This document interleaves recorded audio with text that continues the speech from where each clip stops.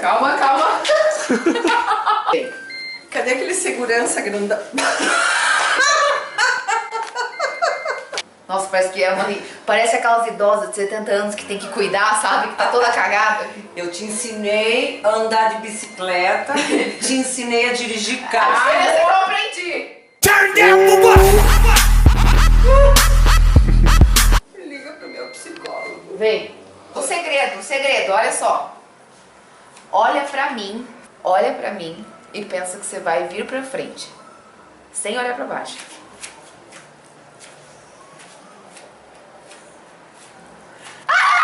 E pensa, vou pra frente. Tô pensando com muita força.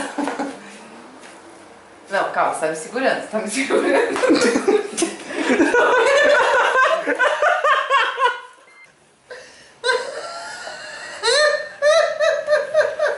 Ai, que dor no cu!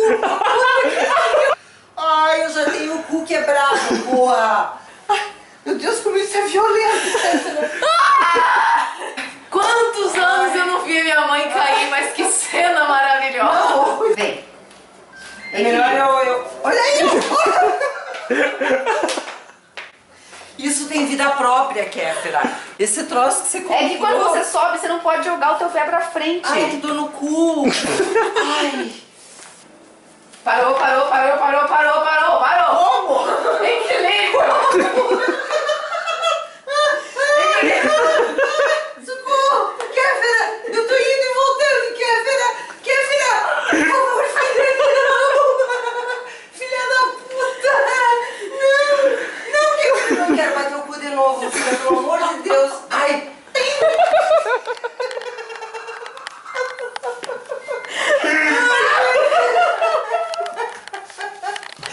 Essa merda! Tá rindo. Você sabe, tá? Sim. Puto! Olha o outro se recuperando da crise. Aí, deixa eu voltar pra minha posição de cameraman. Olha lá, ó. Oi! Ai, Kéfera! Me peidei! Equilíbrio, olha lá, ó. Se você entortar o teu pé, ele vai se mover. Você tem que manter o seu pé. Atropelei ela! Ó, Não me largue. não vou. Não me largue! Peraí. Nossa, tá indo sozinho! Mais fácil ensinar um papagaio a andar nisso do que minha mãe, cara. Eu já tomei banho e tô começando a precisar do segundo banho. Porque é porca. Mãe!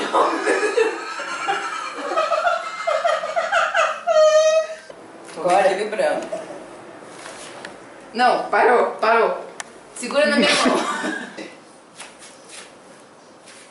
Eu vou Calma. pra